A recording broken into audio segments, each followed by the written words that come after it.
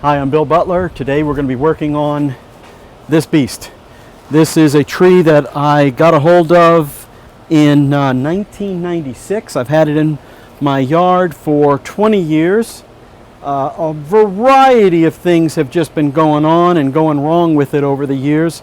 I made some bad moves at the very beginning when I did not know what I was doing.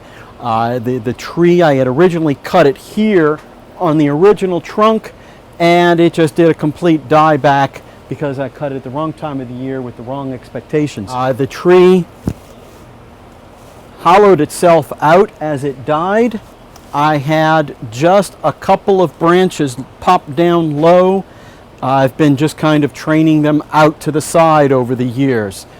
And then up here, I've got a little bit of a branch that I should train in this direction and bring this up a little bit. But today is not about styling the tree.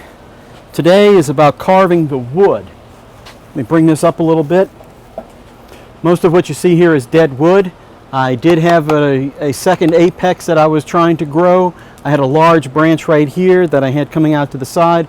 I removed this at the wrong time of the year. This was an enormous branch, and the entire side of the tree withered and died. So live vein over here. The roots down here are wrapping around the base into the hollow.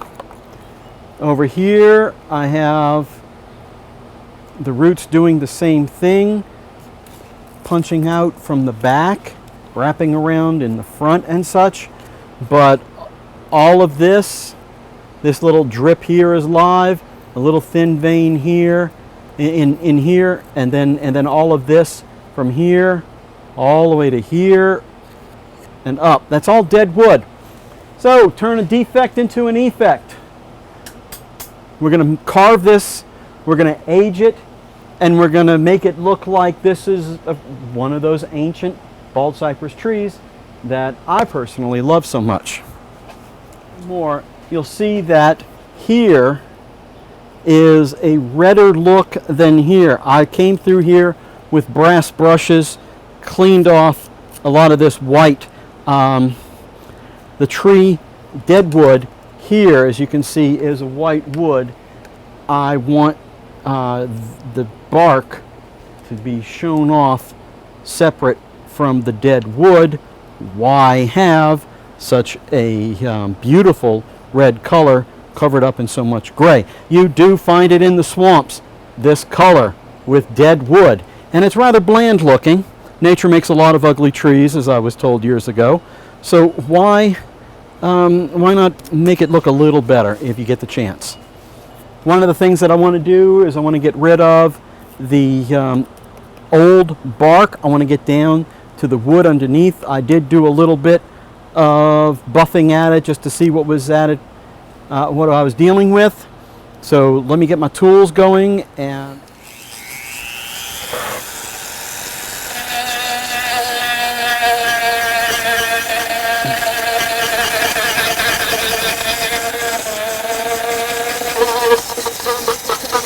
see, I'm getting some punky wood in here.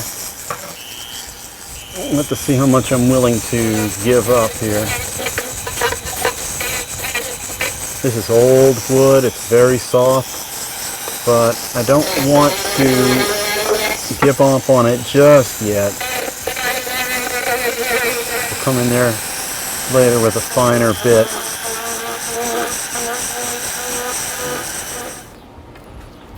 Interesting thing down here, if looking over to the side here, you'll see that my hand fits underneath this old wood. Okay, so the wood here has rotted away. Not so much here, but definitely here in this this front here. However, down in there, I've got live tissue all around the bottom.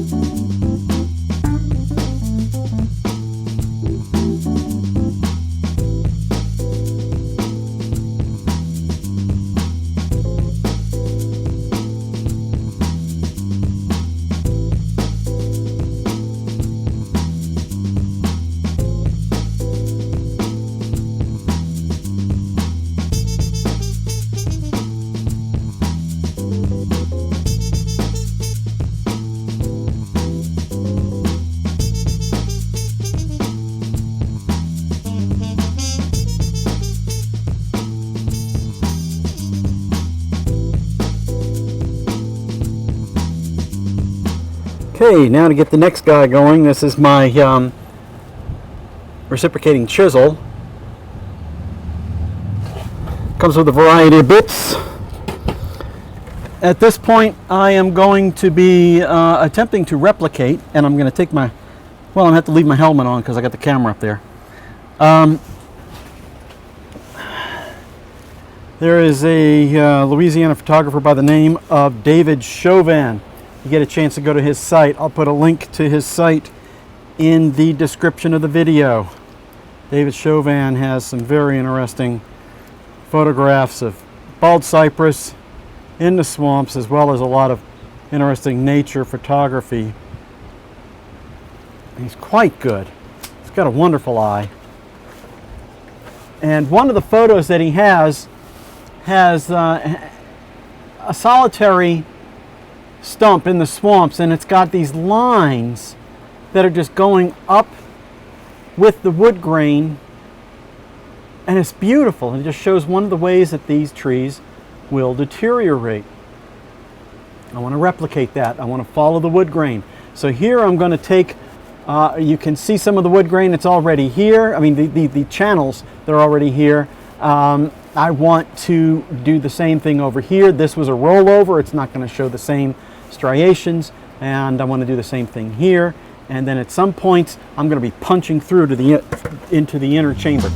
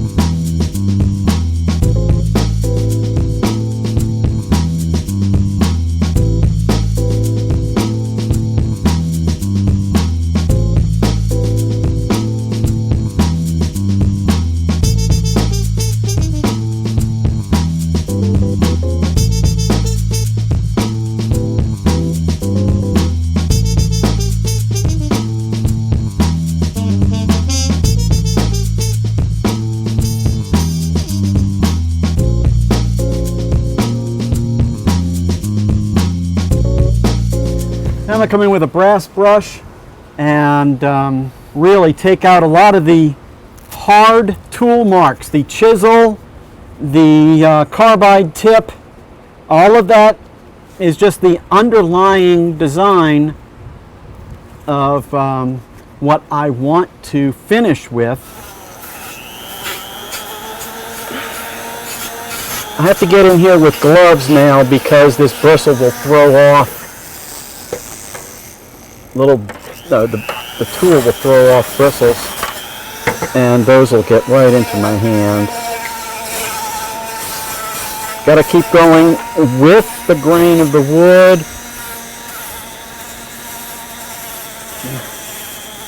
We want to come in lightly, as light as we can, to go after the chisel marks.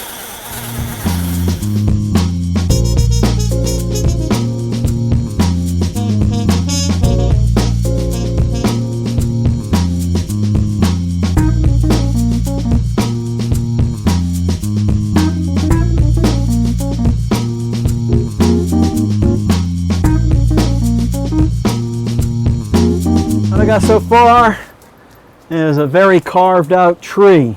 I've punched holes, I've textured the outside, I used a chisel to get in there and create wood, to create lines in there where I thought I needed them.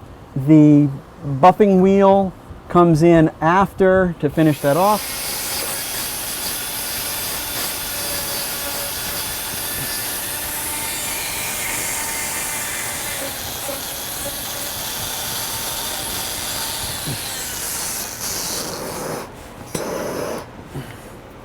I want to burn off any little fine burrs in here. You can just see them just glow a little bit.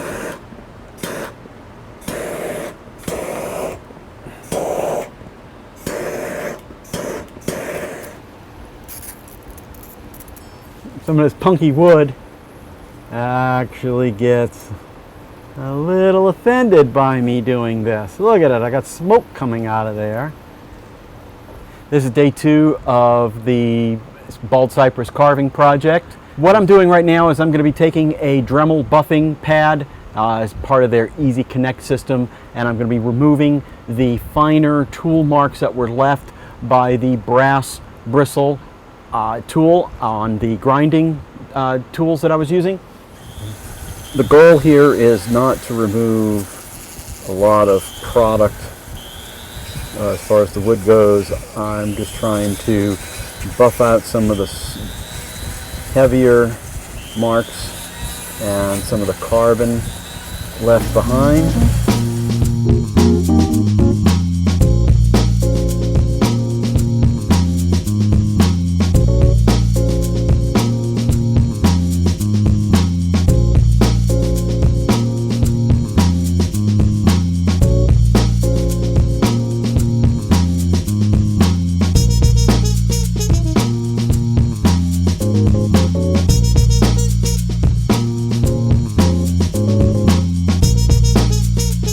Dremel doesn't sell these cheap, so before you embark on buffing out a large amount, you're probably looking at about 15-20 bucks worth of buffing heads here. And keep that in mind.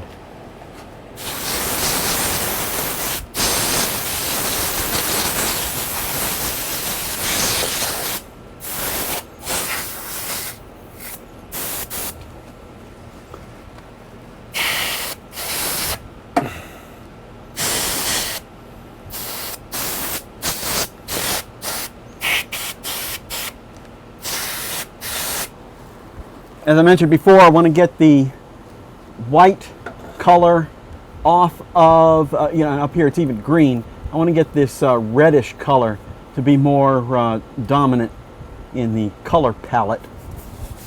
Using a brass bristle brush. I don't want to use power tools on this. They can get away so fast.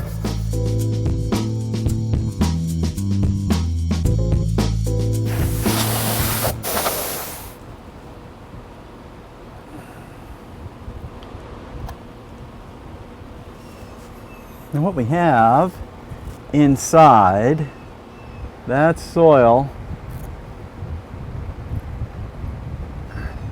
However, you get a little further up, and that is the mass inside of the tree. That's the root mass. Grows up into the tree. What I want to do is treat everything above the deadwood. I just can't really get in there. I'll do my best. 50-50 lime, sulfur, and water, maybe that proportion. I've gone ahead and wet the trunk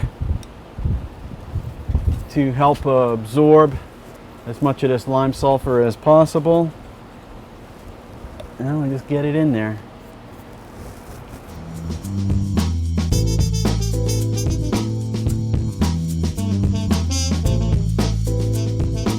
I've got 2 cascades here, one in the back, like molten wax back there, comes in the back, and then one up front. That's just the way the wood's been growing for me.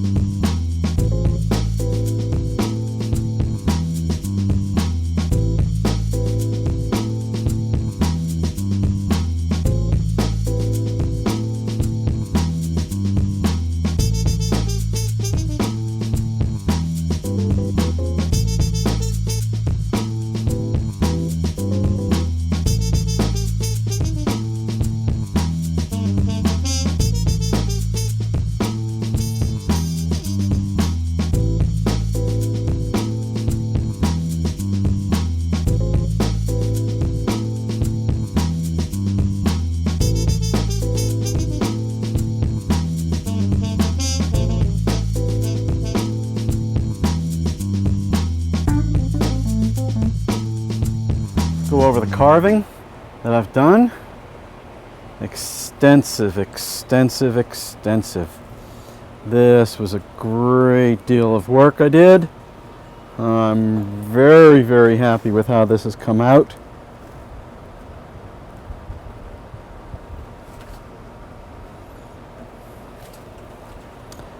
Look at the nooks and crannies. You can see how the base of roots is creeping back up. I've tried to treat as much as I can. I still see some places in there that I'd like to treat. I've saved some lime sulfur, let this dry out, and then I can paint some more lime sulfur in there.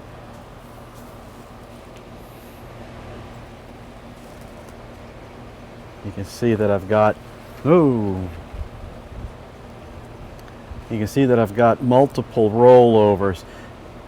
Okay, this line up at the top, this was a big circular cut. Okay, everything that's come down here, that's all just candle wax there. That just melted over and has just been dripping down over the years. It's kind of wild to me. Up in the front, I got this section here in the front. We've got this section here that was part of the original front of the tree.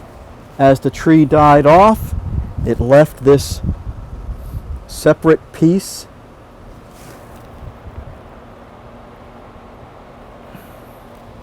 Do a little backlighting.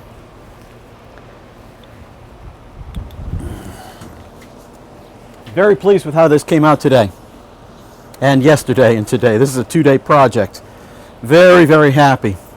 A lot of the cypress that you'll see washing ashore along the river, along the sides of bayous, Lake Pontchartrain, will all have holes bore into them.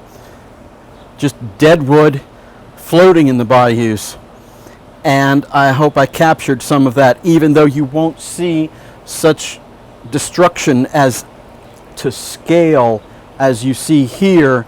I could not get the superfine detail that would require that, but I think in the end what I've got is an outstanding bit of carving here. This could come down maybe later, but you can always remove it later. You can't put it back. I will be trying to follow up with some videos on this in the future. This branch here, I don't think that I want a shadow in the back. I don't know yet. I'll have to sketch that out. Maybe this guy will be something else coming right up out the back. Maybe I'll fill the negative with this, which is the more likely choice. Pull in this negative here. This tree is too tall. It should end here. Little bit of offset over there, and then bring it in a triangular shape. I've been doing this tree, these lower branches for years.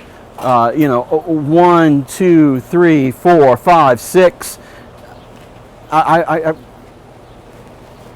like to pull this in tighter. I'd like this branch over here a little tighter. I'd like a more up inverted triangular shape coming down on this side, coming in from this way.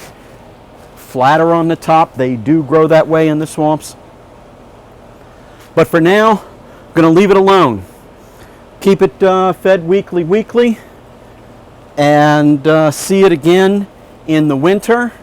I'll probably be removing, I've got 1, 2, 3, 4, 5, 6 branches. 5 of these grew when I did a chop there. So I'll be probably removing that. I don't really want to spend another 10 years on this tree before saying I like what it's done.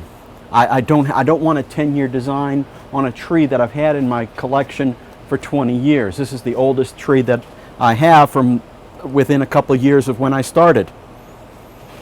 So thank you for watching. Subscribe to my channel, Bill's Bayou on YouTube. If you see this video anywhere else, let me know. I think they've been pirating my videos. Thank you for watching. See you next time. Bye.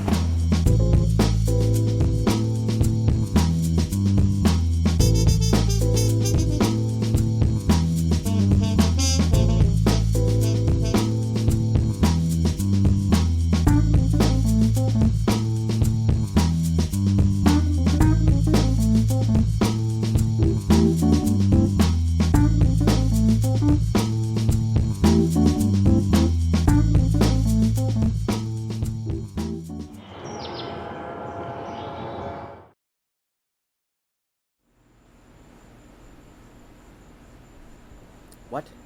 No, I'm setting up for a video shoot tomorrow. I'm working on the big Cypress. Yes. Well, yes, I've got hand carvers, I got rotary carvers, I got reciprocating carvers. Right. Yes, I've got hand brushes, I've got rotary brushes, reciprocating brushes. What the hell's a... I wonder what that would look like. Oh, yeah.